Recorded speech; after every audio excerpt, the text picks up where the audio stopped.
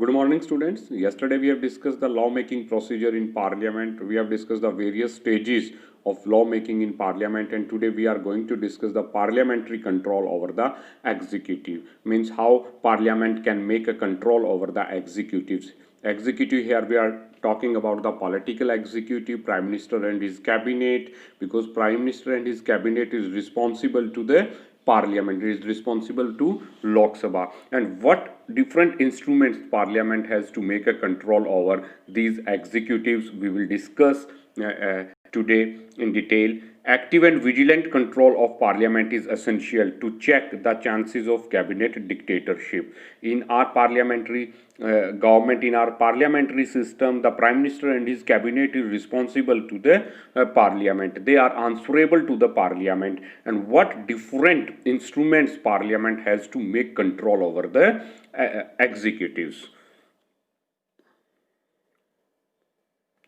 So, instruments of parliamentary control we will discuss. Deliberation and discussions. As we all know that there are a lot of deliberation and discussion in parliament. Parliament में बहुत सारे discussions होते हैं on various issues, like bill को लेकर बहुत सारे discussions होते हैं. Like we have 3 sessions of our parliament, और तीनों ही session में जो है different जो हमारे इश्यूज हैं उनको लेकर जो है हम डिस्कशंस करते हैं. Then what type of instruments parliament has to make control over the executives. Member of parliament get different chances to evaluate and criticize the performance of the government. It include so how we can control the parliament, और जो legislature जितने भी वहाँ पर बैठे हुए हैं parliament में उनके पास कौन कौन से ऐसे इंस्ट्रूमेंट्स हैं जिससे कि वो पार्लियामेंट के एग्जीक्यूटिव के ऊपर पर्टिकुलरली जो है कंट्रोल कर सकें. So the first one is the question hour. So first one like जो हमारी डे टू डे एक्टिविटी है पार्लियामेंट की उसके बारे में हम थोड़ा सा डिस्कस कर लेते हैं. लाइक हमारी पार्लियामेंट जो है वो स्टार्ट होती है 11 o'clock. फर्स्ट सेशन जो हमारा रहता है वो 11 to 1, then 1 to 2 lunch time, and then 2 to 6 जो है वो सेकेंड सेशन हमारा जो है पार्लियामेंट में रहता है. जब पार्लियामेंट के सेशंस होते हैं जो उसकी जो डे टू डे एक्टिविटी है, तो this is the schedule for the parliament. So first we discuss the question hour. What is that question hour? The first hour of every parliamentary sitting is known as question hour. जो पहला घंटा होगा हर एक parliamentary sitting का उसको हम क्या बोलते हैं? Question hour. It means we can say the timing between 11 to 12 because parliament starts at 11, so the timing of between 11 to 12, the 1 hour is known as the question hour. और question our है क्या? During this time the member ask questions and the minister usually give answer. तो इस time पे particularly जो parliament के members हैं, the MPs who are sitting in the parliament from the different political parties, they ask the question from the ministers. जितने भी हमारे cabinet के मिनिस्टर्स हैं उनसे क्वेश्चंस पूछे जाते हैं, and the minister has to give the answer to that question. और मिनिस्टर्स को उसके आंसर जो है देने होते हैं उन क्वेश्चंस के. The question may be related to any issue, और क्वेश्चन किसी भी इशू से रिलेटेड हो सकते हैं. नेशनल सिक्योरिटी से रिलेटेड हो सकते हैं, या कोई फाइनेंशियल इश्यूज हैं उनसे रिलेटेड हो सकते हैं. किसी भी चीज़ को लेके जो है क्वेश्चन जो है the legislature can ask the question from the ministers, and ministers are responsible to give the answer to the question. Like for instance like China issue जो हमारा चल रहा है, बॉर्डर इशूज जिसको हम बोलते हैं, उसको लेकर जो है लेजिस्लेचर क्वेश्चन पूछते हैं हमारे डिफेंस मिनिस्टर से, that what are the activities going on in border areas, what we are doing to make a counter attack. तो ये सारे questions पूछे जाते हैं, and the defense minister is responsible to give the answer to these questions. So this is known as the question hour. Second is the 0 hour. In fact, if we talk about the 0 hour is nowhere mentioned in our constitution. Constitution में इसका कहीं भी mention नहीं है. Even ये बोला जाता है कि 0 hour is introduced by India at the world level. इस 0 hour को इंट्रोड्यूस करने वाला इंडिया ही है. और 0 hour की जो टाइमिंग्स हैं, 0 hour start just after the question hour. Question hour के बाद ही 0 hour स्टार्ट हो जाता है हमारा. Unlike the question hour, the 0 hour is not mentioned in rules and procedures, as I told you. कहीं पर इसका mention नहीं है, but it starts just after the question hour.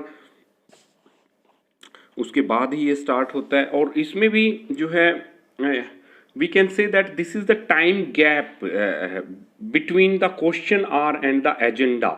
Time gap between the question hour and the agenda. Agenda means day to day agenda हमारा set होता है parliament में कि आज जो है हम इस एजेंडे को लेकर बात करेंगे.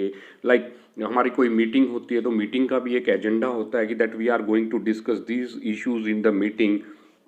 सो क्वेश्चन आर, और जब तक हम एजेंडा के ऊपर डिस्कशन स्टार्ट नहीं करते उसके बीच का जो आर है, उसके बीच का जो टाइम है उसको हम जीरो आर बोलते हैं. And in zero hour also member of the parliament raise matter without any prior notice. और इस जीरो आर में भी जो member of parliament हैं they can ask the various questions from the different ministers. इस question zero hour में भी जो है क्वेश्चंस किए जाते हैं. So it is clear the question hour is the first hour of the parliamentary sitting. It is from 11 to 12 and zero hour is the gap between the question hour and the agenda of the day. जब तक agenda नहीं start हो जाता means agenda of day जिसके ऊपर हमें officially आज जो है डिस्कशन करना है पार्लियामेंट में, तो that time gap is considered as the zero hour. And in zero hour also a member of the parliament can ask the question from the different ministers.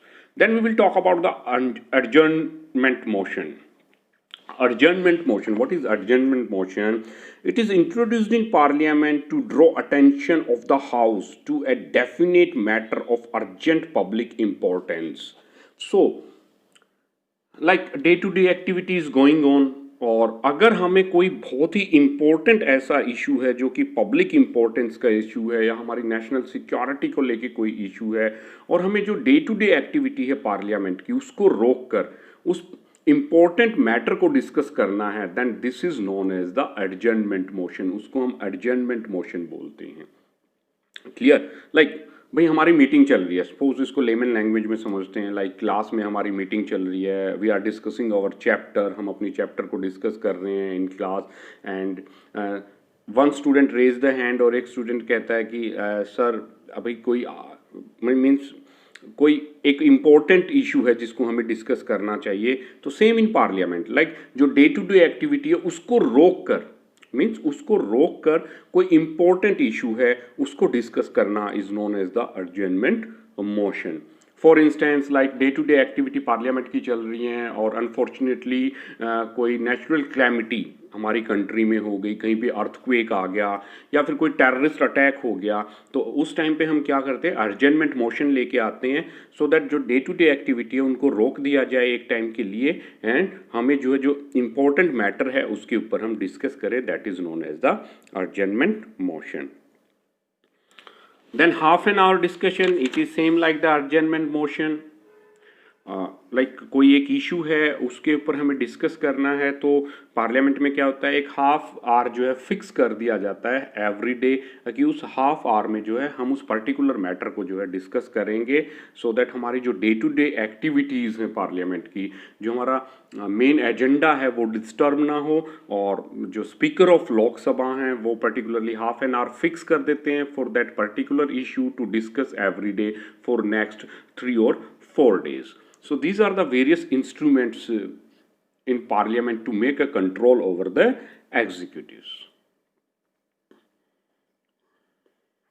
Then approval and ratification of laws. A government with a clear majority in both the houses of parliament does not have any difficulty in law making. Like if a government has the clear majority in both the houses, अगर कोई government है जिनकी clear majority है दोनों ही houses में, then it become quite easy for that government to make laws, क्योंकि दोनों ही हाउस में उस गवर्नमेंट की मेजोरिटी है. लाइक अगर हम बात करें NDA 3 की, जो ऑनगोइंग गवर्नमेंट है, they have majority in both the houses. So for the NDA 3 it is quite easy to make the laws in parliament. उसमें कोई डेडलॉक की सिचुएशन जो है वो क्रिएट नहीं होती. But a coalition government or a government which is a minority in Rajya Sabha is forced to make a substantial concessions. So, but a coalition government, but एक मिली जुली सरकार है, means one particular party is not in majority in parliament, तो और या फिर minority में है राज्यसभा में, तो इन दैट केस जो है government has face some kind of difficulties in making the laws, और लॉज को बनाने में कुछ डिफ़िकल्टीज होती हैं, and they have to be flexible in making the laws, क्योंकि उनको दूसरी जो कोalition गवर्नमेंट में उनके साथ जो अदर पार्टीज इन्वॉल्व हैं उनके बारे में भी उनको सुनना पड़ता है. So this is about today, students. Tomorrow we will discuss about the financial control, and the last part of this chapter we have discussed the various subjects of this chapter and various topics of this chapter, and today we will have a Zoom meeting at 9:25 to discuss the various doubts in that class. So go through the PPT carefully and take your doubts in the Zoom meeting. Thank you, students. Have a nice day.